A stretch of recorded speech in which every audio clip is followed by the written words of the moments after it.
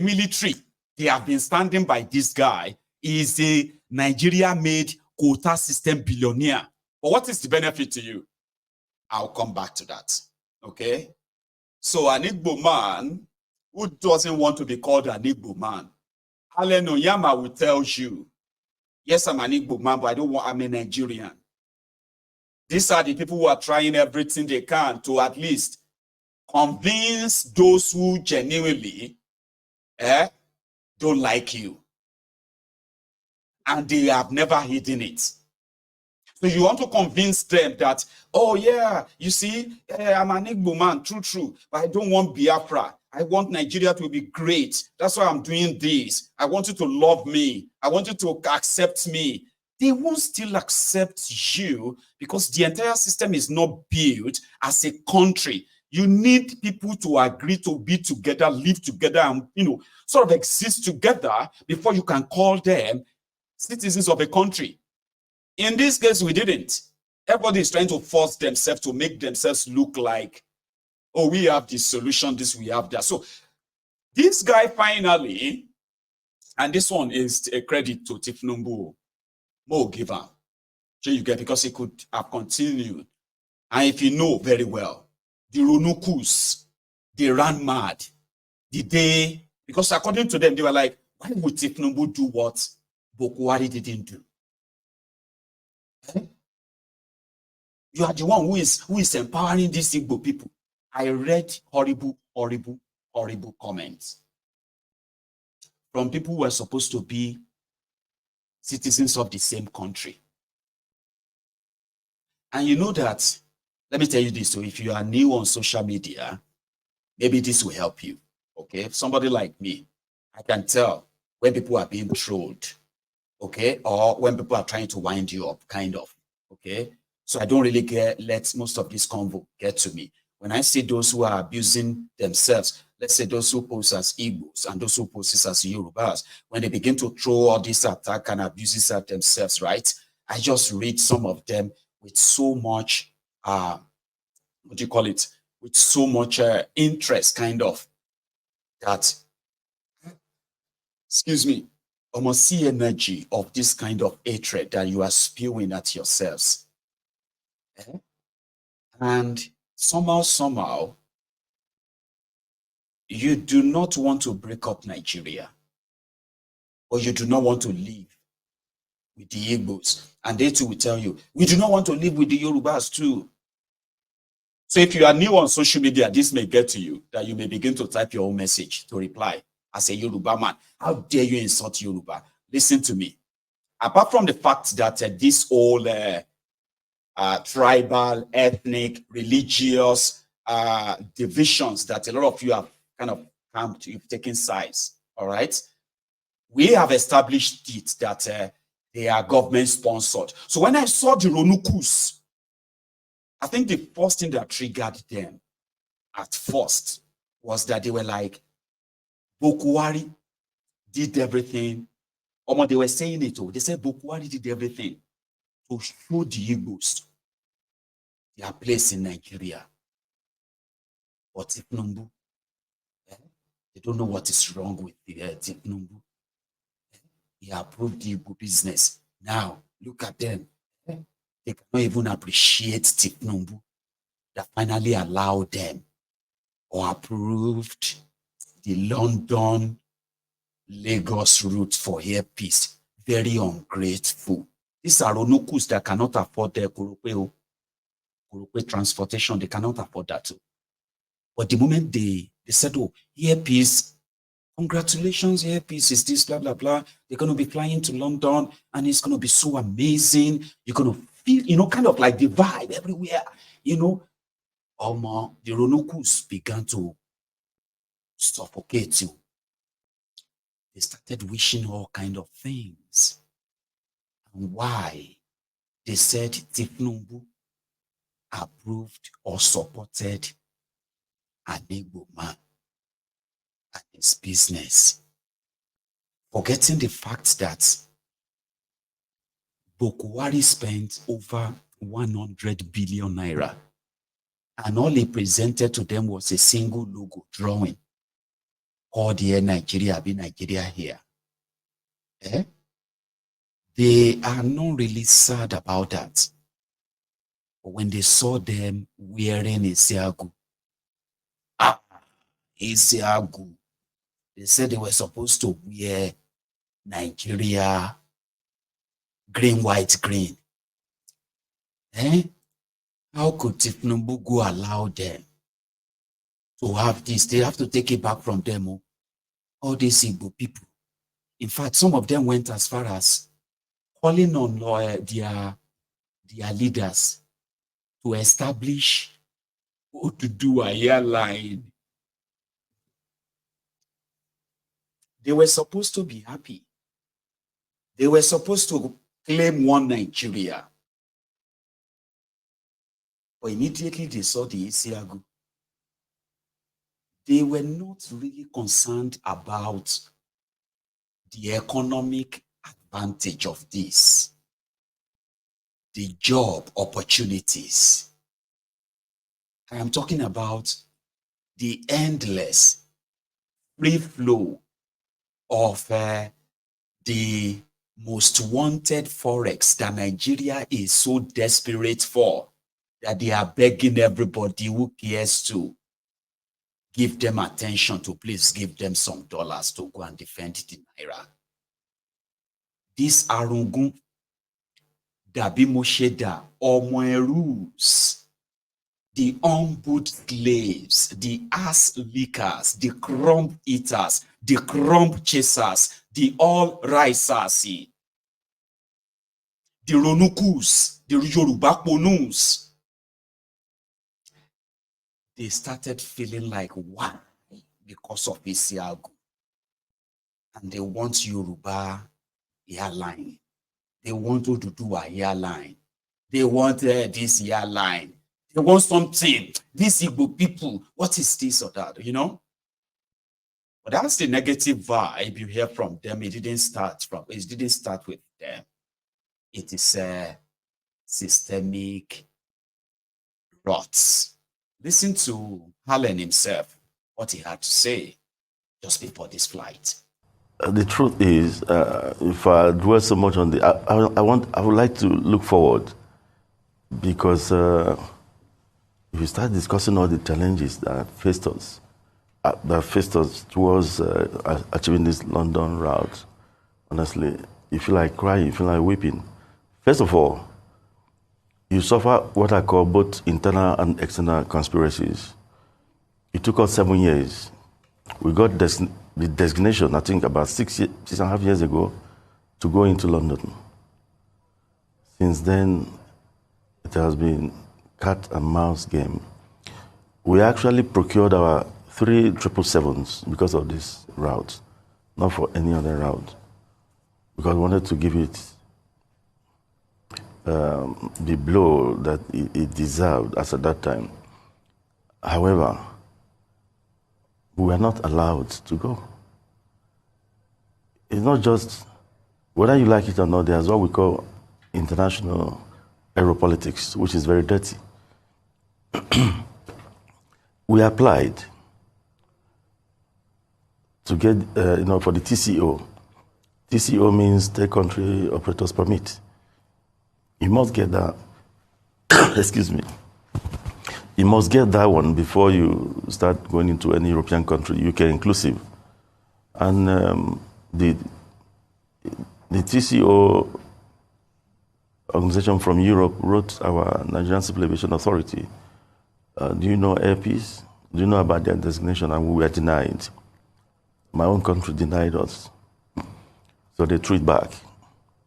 Went back to the NCA, they said, oh, we didn't tell you. You didn't tell them. Who designated us? The Minister of Aviation, the Federal Minister of Aviation, whose duty it was, and still is, to do that. Well, we said, okay, we are ready.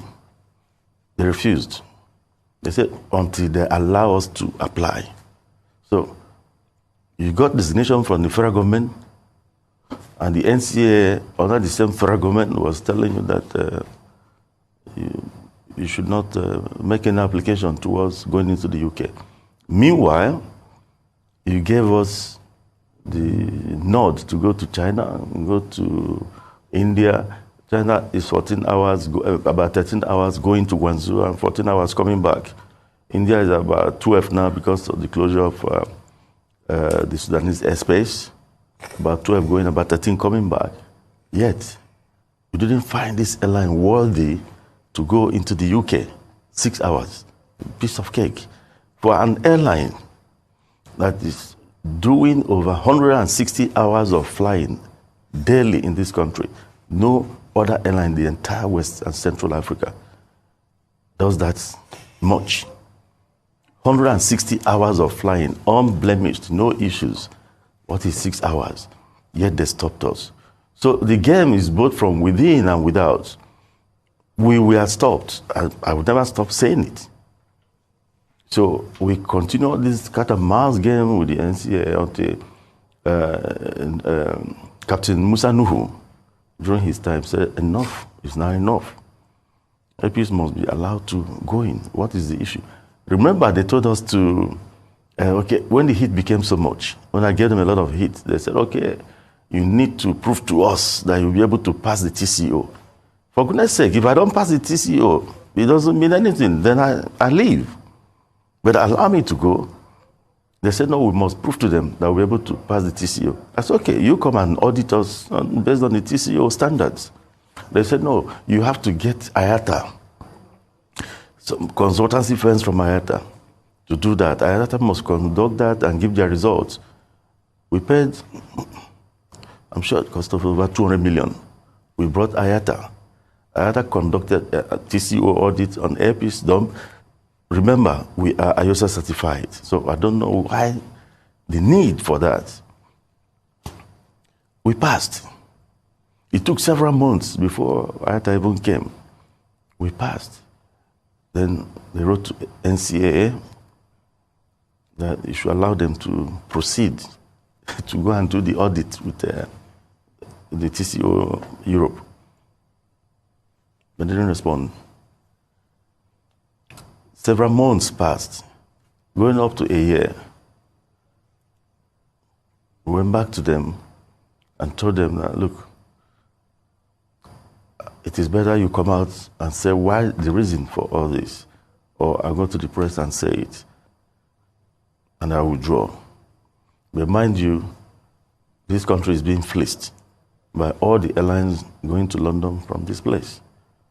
People were paying 5 times more than they should have been paying. All sorts of reasons you are being given to this. And you say you don't have capacity.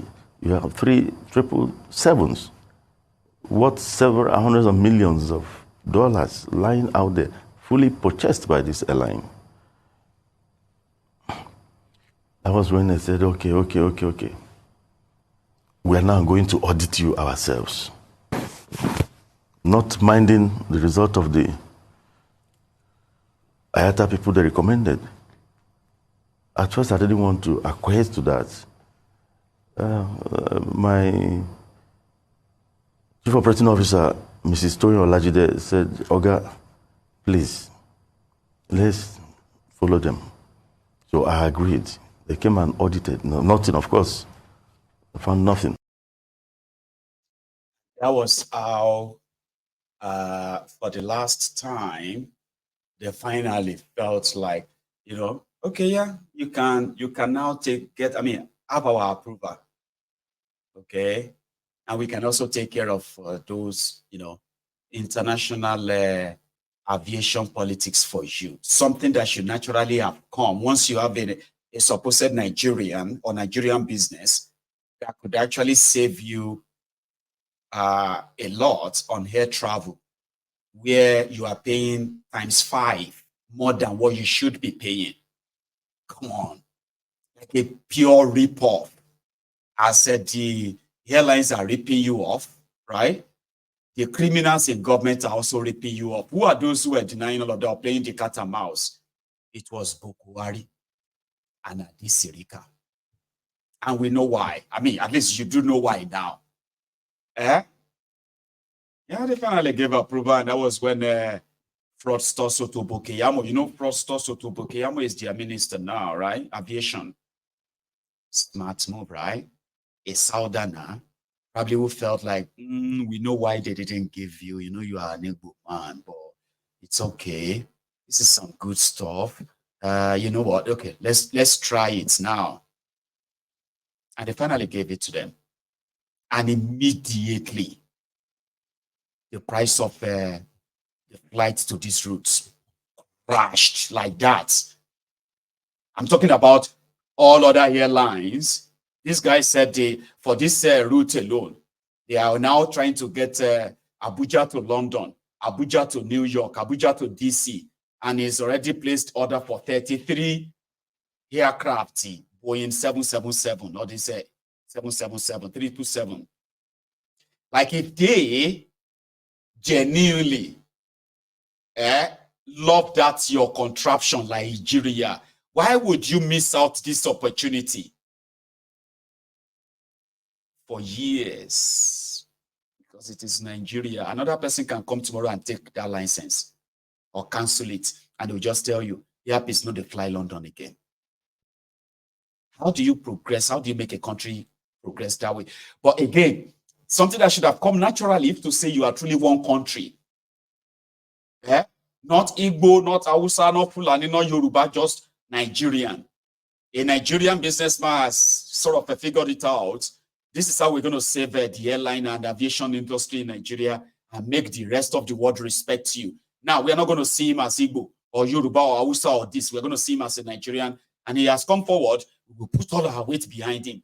You know, say, if to say, what happened to those international airlines that Nigeria stole their money? Okay? If to say they were Nigerian airlines that some country stole their money, Nigeria will just look away or go to that country and take pictures with the president of the country and never talk about them. See the UAE guys, all these Dubai airlines, their government had to place visa ban on all of Nigerians because Nigerian government failed to let them take their money out of Nigeria. Okay? But a Nigerian airliner couldn't get the backing of his own country, and they continue to push him here and there until Otobo. Oh, yeah, listen to Otobo. Beyond passenger comfort, we are going to have, of course, competitive prices on the international routes. Very competitive prices. You are seeing that already. Other airlines have opened up their lower fare tickets to Nigerians now because Ireland has come in like a bull. This is a very bullish approach, you know, to breaking the monopoly on this route for so many years. I mean, UK has 21 slots into our country every week. 21. BA14 and I think this other airline 7. So that we are able to compete on the on that level. But then the third and most important one is that there will be no problem of trapped funds because it's a local company that will not have to repatriate the sale of tickets through the CBN, and we don't have to look, be liquid enough in terms of foreign exchange to repatriate those funds away. So all of those airlines that come into Nigeria, what we experience is massive repatriation of funds that puts pressure on the Naira because they have to seek for dollars, both the commercial banks and the central bank, to also, repatriate funds to them from the sale of tickets. So this is the third most important, that it eases the pressure on the Naira. Because this is a Nigerian company that deals in Naira, we buy in Naira. The only problem is that to service their aircrafts, to do their C checks and the B check, they still have to go abroad. So one of our major objectives, it is not for this interview, is to bring in the MROs into Nigeria. That's very important. The key to unlocking this industry is to ensure that the maintenance, repair, and overhaul facilities come into the country as quickly as possible. So the Chinese are talking to us, the Arabs are talking to us, the Americans are talking to us. They all want to come and do this on a PPP basis.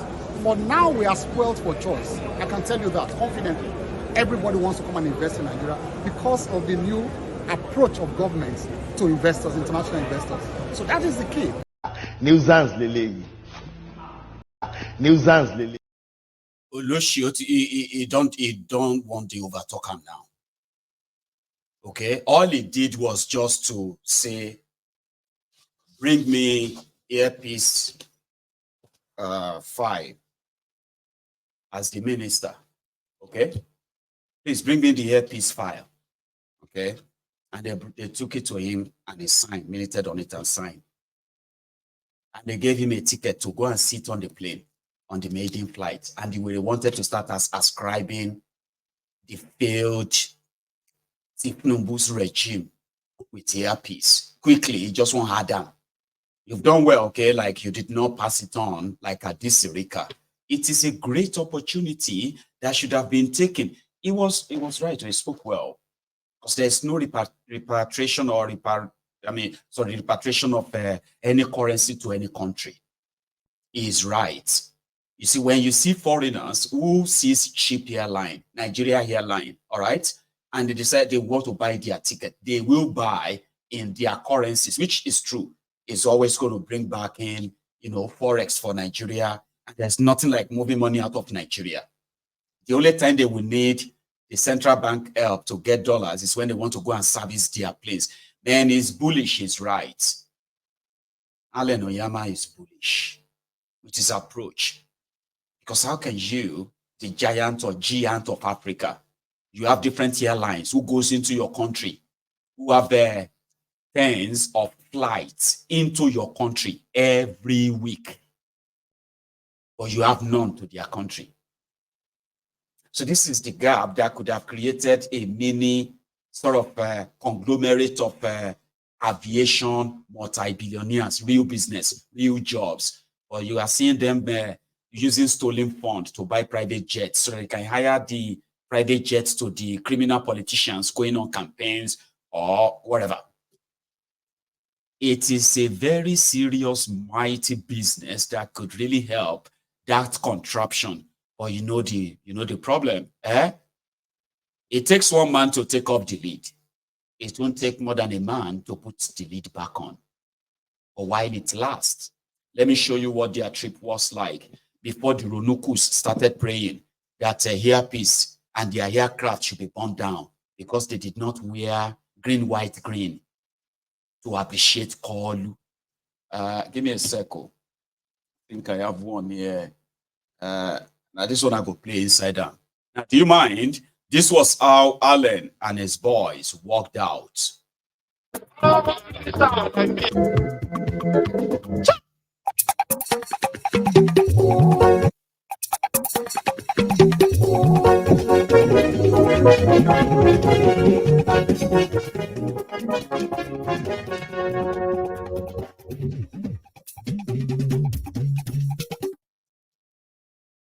Isiagu, they said Onyema had to like dress green, white, green. Maybe they were supposed to even paint their head green, white, green. Their shield is from the camp of Tifnumbu. I am talking about the Lagos Abobakus, the Oshogbo Alimajiris, the bad stars, the bad idiots. They were so enraged because according to them, this is Igbo airline. This is not Nigeria airline. Why are they wearing Isiagu? It was a mad time at the time, right? That a lot of us felt like, oh, Mokilun go on now. She tribal Olympics, this ethnic Olympics, and the ethnic champions. What are we really going to do to actually free these sheepies? It is worse than you can imagine. Oh, they're deep, gone. Horrible things. But that night, the airpiece aircraft took to the sky from Lagos. And this was the 30th of March.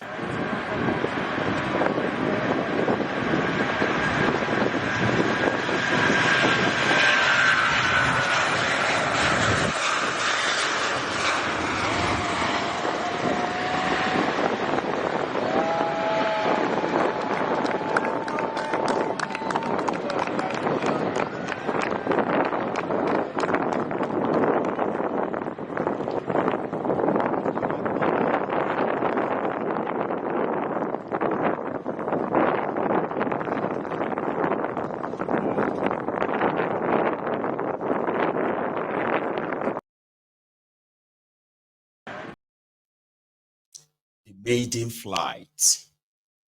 Inside the plane, it is a different vibe, Nigeria vibe. That is service you, that is serve pepper soup, goat meat pepper soup, fish pepper soup, the icon like all the Nigerian dishes and all of that. I don't know if they made that for the trip, but from that experience, I'm still coming back home. I'll show you the inside. These were the politicians on board. Say hi to the world. Yeah. Yeah. Hey, Mama.